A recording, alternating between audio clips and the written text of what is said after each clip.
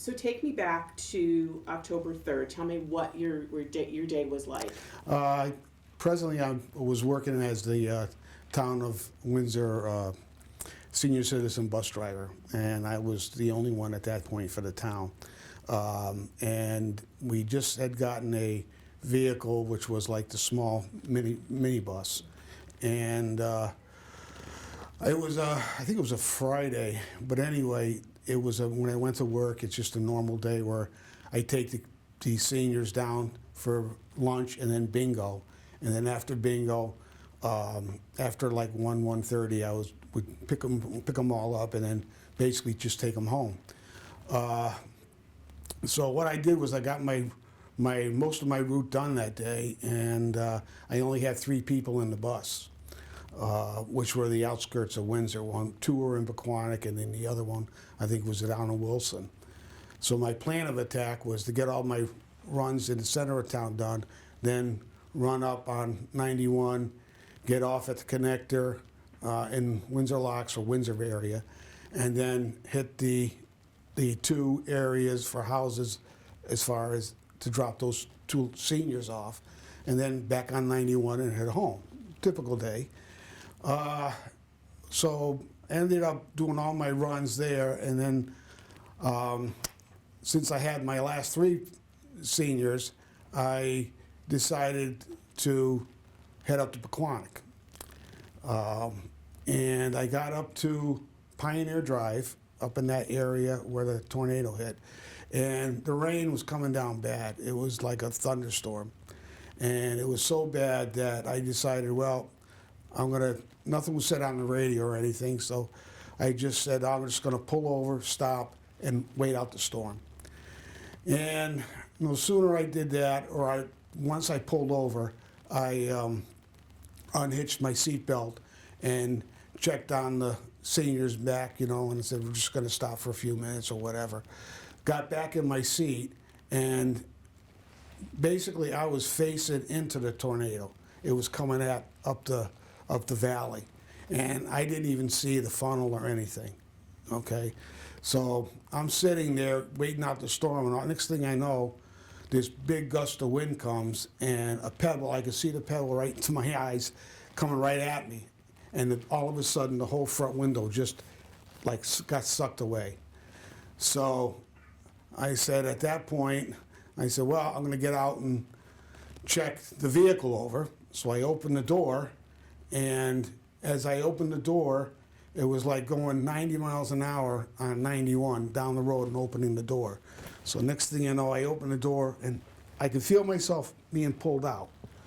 Well, when I did that, my mind blanked out for like 2 or 3 seconds. I must have went around the door, because I had a couple of gashes on my head, went around the door and landed 15 feet on the pavement on the ground.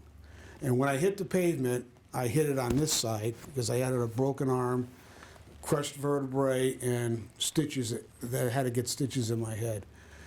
I get up off the pavement, and it looked like we were bombed by the Russians. That's all I could think of because of the Cold War. And all the houses were leveled, and I turn around and I see the bus that physically went over, flipped on its side, and then went like about 15 feet, slid. So I go to check the seniors in the bus, and they're all sitting on one side. All the windows are blown out, and I look inside, and one of the seniors says to me, "We're getting wet. We need umbrellas." So I gave them their umbrellas, and they were sitting facing up with the umbrellas, not knowing what had happened. So I said, "I'm going to go for help." I said, "I'll leave you here." I said, "Somebody will be back to help you." I went into the house. There was a house right across the street, no roof. Went into the basement, and I dialed 911. And I said, I didn't know what happened. I said, the senior citizen bus needs help. So at that point, I went back out to the road, and as I was coming out to the road, a gentleman was driving by, was in a state of shock, drive by. He says, "Get in." He says, "We'll go for help." I got in the car, and we drove down around, I forgot the name of it, but up towards Pioneer Drive, went down to the parallel along the brook towards the school. All right, when we ended up by the school, and at that point there was an ambulance there, and I told everybody where the senior citizen bus was, and they ended up seeing that I was hurt, and then they ended up taking me to the hospital. And I didn't find out about the seniors and how they were until the following day, because I had to go like under operations and stuff. So let's go back a little bit. So when you are trying to open that door, Right. so are you being sucked out Right. of that side door? Yeah. So tell me, I opened, what was in your thought process? my mind, I remember just going out the door like this, all right, being sucked out. And that's about all I remember until I got up off the pavement. Okay, my mind to this day literally blocks me going out the door, around the door, and then landing on the pavement. Okay, all I do remember is getting up off the pavement. Okay, and to this day I cannot watch the movie Twister, or if I turn around and have any type of when I see the the tornadoes that were happening. All right, my wife says to me, you know, close your eyes, and so I can never watch anything to deal with that, because for the last 6 months after that I had nightmares, you know, from the tornado. I can only imagine. Let's go to your injuries. So while you're trying to get help, now you have these injuries. Were you in a state of shock? Did you not Yeah. really feel those? I knew I broke my arm because I ended up having to hold my arm. I ended up having a plate put in my arm. I had a crushed lower vertebrae that I was in traction for like a good 5 or 6 months in the hospital.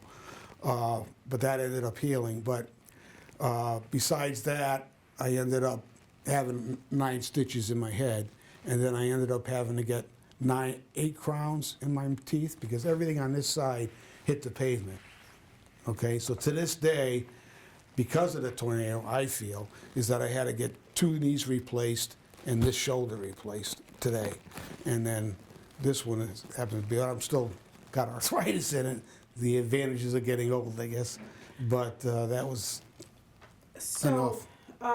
So going back to the 3 senior citizens, now were they regulars? Did you know them? I knew all 3 of them. They were all regulars.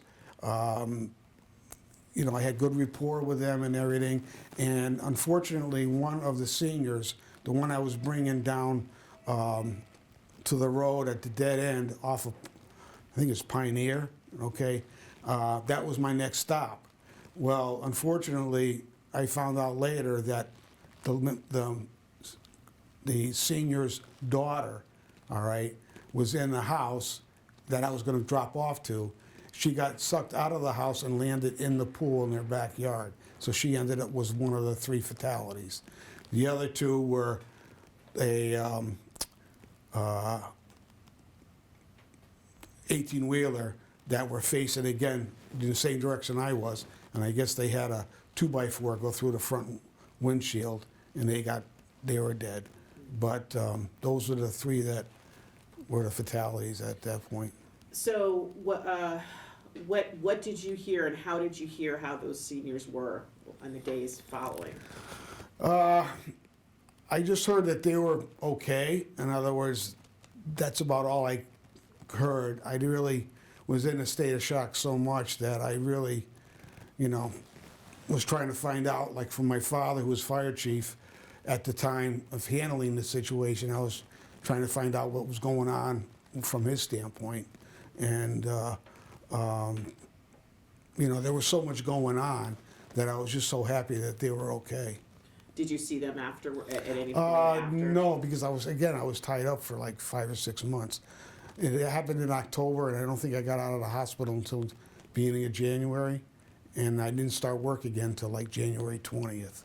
So let's touch a little bit on that being in the hospital. Tell me what that process was? Tell me what you went through in the hospital. They ended up having to put a plate in my arm, so they operated on my arm, got my forearm repaired. They ended up putting stitches in my head there. And then the rest of it was because I had a crushed lower vertebrae, they ended up having to put me in traction. So for that time, in order for the vertebrae to heal, I just ended up laying around for that length of time, And tell me, you mentioned that you were married at the time. So tell me what was going on with your wife, and did she know you? She ended up working she was working at the time in Hartford, and her typical day was to get out at 4 o'clock in Hartford and be home by 5. Well, when she heard it was very rainy and everything in Hartford, and they heard that something happened in Windsor, so she ended up coming back, and I was a volunteer firefighter myself, she went directly to the fire department, and when she went into to check on me, everybody knew I was in the hospital, but nobody really wanted to tell her that, what happened to the bus and everything else. But they didn't know which hospital I went to because they were sending them to Springfield, Manchester, and Hartford. And finally, by 9 o'clock, she found out that I was in Hartford Hospital. So she came at 9 o'clock. But it was like 5 hours of her trying to find out, where I was, So you mentioned that your dad was fire chief at the time.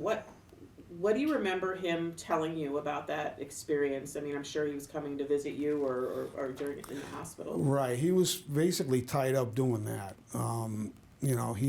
He eventually came down to visit me, but all his concern was to basically deal with the tragedy itself and trying to coordinate all the other efforts as far as heavy rescue and things of that nature. So, he was tied up from that perspective. He eventually came down. What kind of things? This is just a thought that popped in my head. What kind of things would the fire department, the rescue, what would they be responsible for in a situation like that? What are some of the things that they would do typically? Not saying that he did, but right. Well, first of all, today you have your emergency management agency, and it's a coordination between all of them. Years ago, you had the same thing, but it was more on an individual basis where he would work with the police chief, and the same thing, but not as the command center. And he ended up having a command center up in the Pequannock area, and then coordinating the Pequannock Fire Department, Hayden Station, and Wilson to get the job done as far as, getting all the assistant help from everybody. So when you got out, say January or so that you got out of the hospital, what was your new normal at that point? You've just been through this traumatic experience. You've been in the hospital. Definitely the bus was totaled, so they ended up giving me another new bus, which was nice, but it was very traumatic for me from the standpoint of having to drive again, and it was nice to see all the seniors again, the ones that were really nice to me and treated me nice and everything. I was really grateful to get back to work, and but again, as you say, after going through that, you just don't wish a tornado on anybody. So just speak a little bit about, you're saying that you definitely are still nervous even after all these years with weather. What kind of experiences did you have? Flashbacks, nightmares? Tell me about that. Yeah, I ended up having some flashbacks, basically with the funnel. Even though I didn't see it, my mind could have seen it. I don't remember that. All I know was it was completely dark. And since then, I ended up moving up to Massachusetts, and there was one time I built my house on a hill, and come to find out there was a wind burst, all right? And we ended up running in the basement, and all that brought back to me, where the wind went right over the house and knocked all the trees down in front of my house up there. So it was like a reiteration of everything that went on. So that was scary. But again, to this day, I just can't, I could never watch the movie Twister. I don't blame you. Oh my God. Let's see. Just trying to going through my notes to make sure that I've asked you everything. Is there something that we didn't touch on that you want people to know about that experience? Do you remember anything about the, I know you were in the hospital, so it's probably not applying to you, but we've talked to a lot of people about community, the sense of community and rebuilding. Do you have any thoughts about that? I think it was, a lot of it was going on at the time. You know, everybody was helping everybody else. It's no different than having a tornado go through your neighborhood today. And it was more of a team effort. The fire department was there. The police department was there. The Red Cross was there. All the services were there. And it didn't matter if you lost part of a house or whatever. Everybody was up there to try to clean up. And that's from what I saw that was on the television at that point. All right, well, I think we've talked about everything that anything else you want to add? Anything we didn't talk about? Windsor's a great place to live. I mean, you know, you drive through that area today and it's, you know, you would never know it because all the trees have grown back and everything. And it's taken a while for that to happen, you know. Really? I think that's it. I think we're done. Yeah, I think we're done. You did awesome. Thank you. You did great. So did your family, so you were born in Windsor? I was born in Hartford, but I've lived in Windsor all my life. Okay, and was your dad from Windsor originally? He was in Bloomfield. He Okay. grew up in Bloomfield. Yeah. He was in the fire department in Bloomfield. Mhm. So the Walsh name is synonymous with the fire department. Yeah. We had 17 members in the fire service throughout Connecticut, New Yeah. York, and New Britain, and then Willimantic and everything. So.